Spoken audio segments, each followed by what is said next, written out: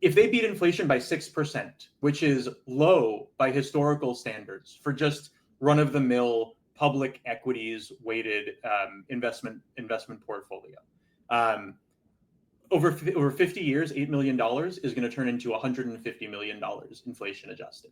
That's an insane number for most people to hear. Right now, they're going to spend their money. Maybe they don't get 6% over inflation. Maybe they don't live 50 years or they give it away before then. There are a lot of mitigating factors, but just back of the envelope, if you have 5 million today and you're in your 40s, if you have 8 million or 10 million or even 20, we're talking about really significant wealth that is going to be well over this threshold by the time you're done. And so when we remind people of those numbers, it becomes pretty clear, hey, I got to get started on this stuff. Yeah, right. Yeah, absolutely. And ILITs are the, in a way, and you mentioned this as well, like the first stop, because it doesn't really require a big gift of assets per se. You're gifting whatever the premium is going to be for that, but you're creating this legacy asset and letting it sit outside your estate, which is really, it doesn't take much to create an outside of your estate legacy asset. That's right. So with that in mind, why don't you just dig in here and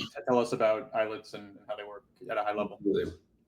So taking a step back also into just what is life insurance, so we have a quick baseline on that. Generally speaking, there are two types of life insurance, and one is term.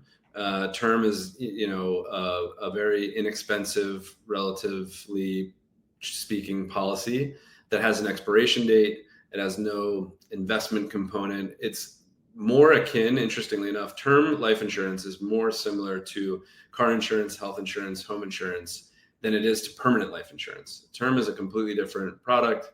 It's there to protect you against an unforeseen event, just like kind of those traditional other insurance lines are.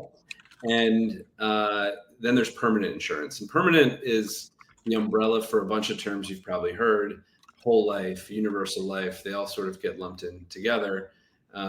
Permanent insurance is interesting because it's maybe the only insurance product that is, if it's kept in force, is certain to pay out a benefit, because as we all know, two things certain in life, and that's death and taxes. And so because it's a permanent insurance product and there will be some sort of benefit paid out by the insurance company if it's kept in force, it has a completely different mechanism in order to buy it, to manage it, to invest within it. And it creates a lot of really interesting opportunities, particularly for high net worth individuals, and then extra particularly for high net worth individuals that are using it as an estate plan. Yeah, it's funny that you use the construction around death and taxes, because a lot of what we're talking about today is how to make the taxes piece of that not inevitable, right? And that's the combination here, right? By doing life insurance, we can find ways to move the income out of the income tax bucket.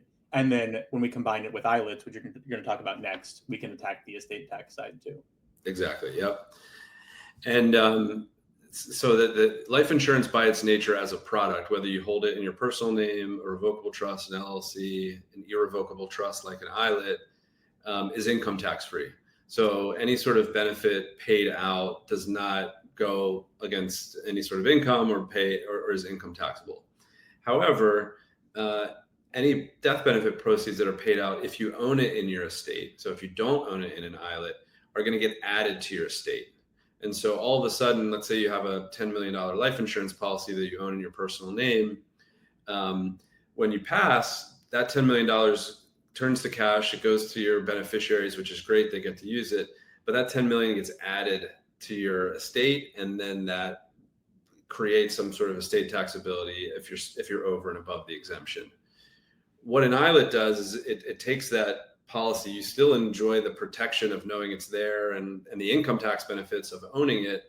But when the benefit comes in, it comes into your family income tax free because it's life insurance, and it doesn't add to your estate, and therefore it's estate tax free as well. Which is a really great solution for a lot of families to put up a little bit of capital now and have that larger payout event outside of their estate in the future.